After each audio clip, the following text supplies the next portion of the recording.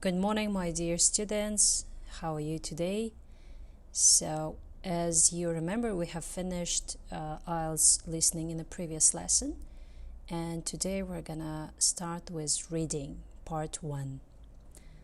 Let's start. So, the first, let's talk about the agenda, the outline of this presentation.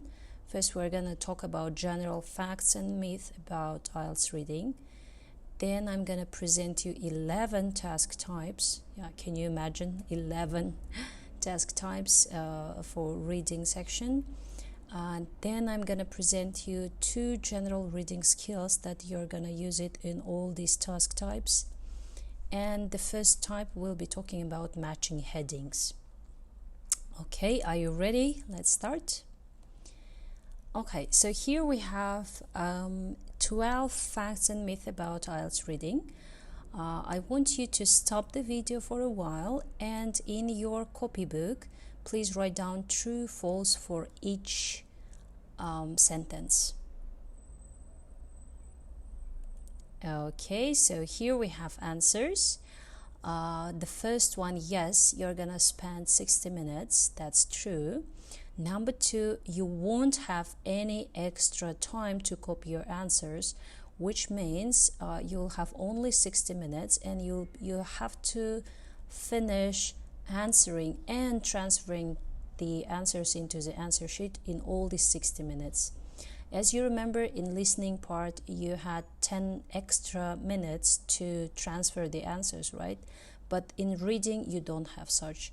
So you'll have to answer and you'll have to copy the reading answers to the answer sheet in 60 minutes. No extra time will be given. Number 3, there are 4 texts. Yeah, this is false. In IELTS listening, you have 4 sections, but in reading, you have only 3 texts. But you have 40 questions, which means number 5 is true. Mathematically, yeah, for each text you'll be having 12 to 14 questions. Number 4, you should expect one text to contain detailed logical argument. That's kind of true because the texts will be different, and of course there will be some academic arguments among the authors. Number 6, the questions get progressively more difficult. That's true. So for example, just like in listening, this section 1, section 2 is easier, then section 3 and 4 gets harder, right? So the same is here. Although the amount of text will be the same, but the type of questions will get progressively more difficult. Number 7, spelling is not important. So this is of course false. Spelling is always important. 8, you have to answer the passages in order they appear on the questions paper. This is false. You can choose any question, any text and answer in any order. Let's say the first text and the questions are really difficult. Don't waste your time. Just move to the next and the next. And then by the end, if you have time, you can go back to the text 1. Number 9, you can write your answers in pen. This is false. The whole IELTS test you'll be writing with pencil only. Number 10, you can predict the questions. That's false. You'll have to write you'll have to read the given question and answer them. 11, reading popular magazines and novels is good preparation. Of course it's false, because all the reading text will be academic.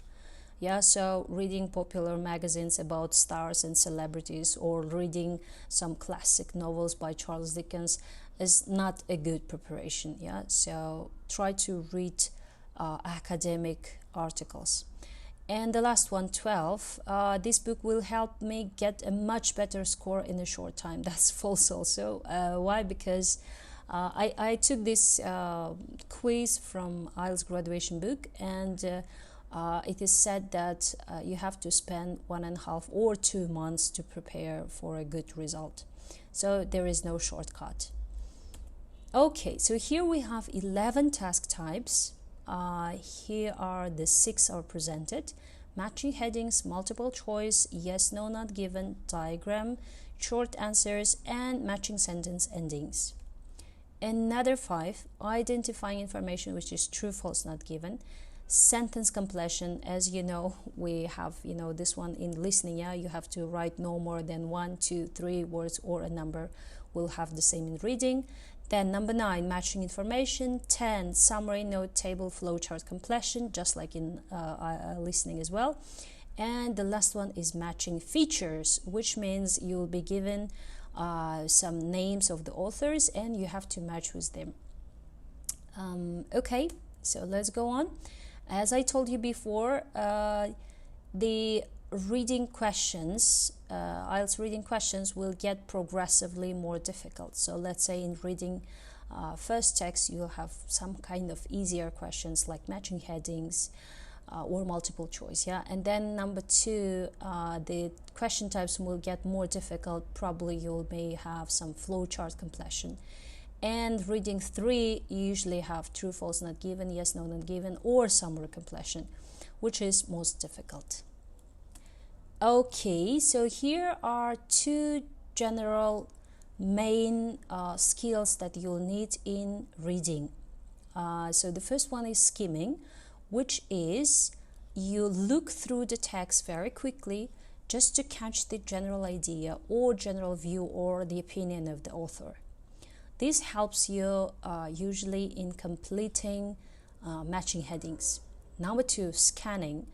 I just put the picture of the scan here. So just imagine when the scanner works, it scans all the details, all the dots of the text, right?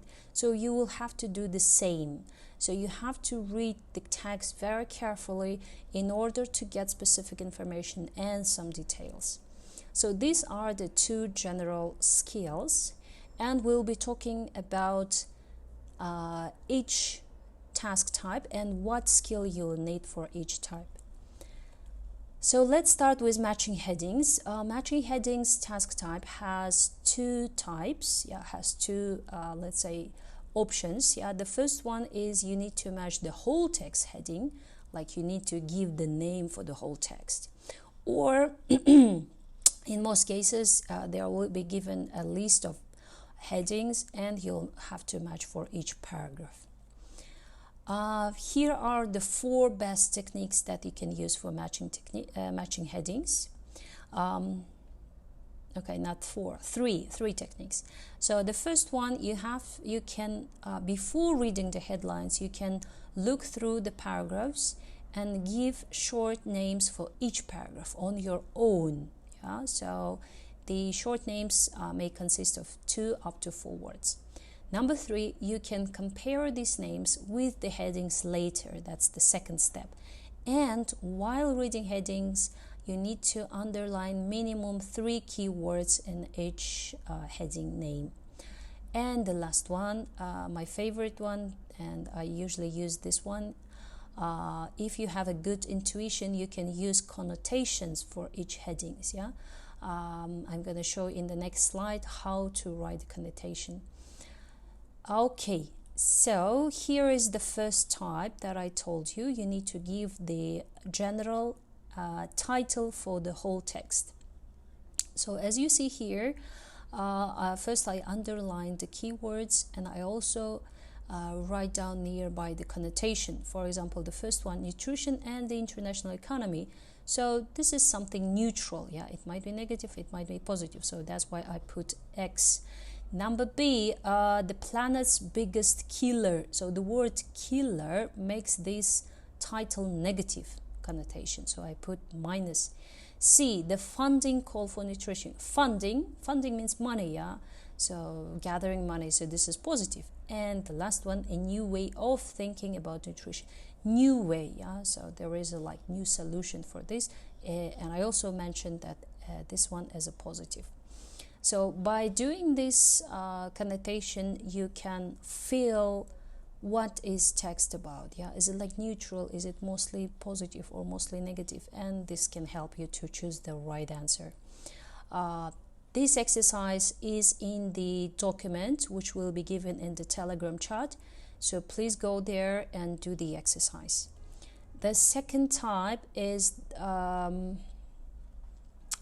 this one is you'll be given list of headings as you see. Yeah, as usual, you'll be giving 10 options, but you'll have to choose only 7 for 7 paragraphs. So what I do here is that I look through the headings and also put connotations, yeah, positive, negative, underline keywords, and I go back to the paragraph, and it is suggested that you have to read like the first sentence and the last sentence of the paragraph, but it's not always helpful because as you know, every year the IELTS exam gets more difficult and difficult, so this technique is no longer useful. So my suggestion is to skim the whole paragraph.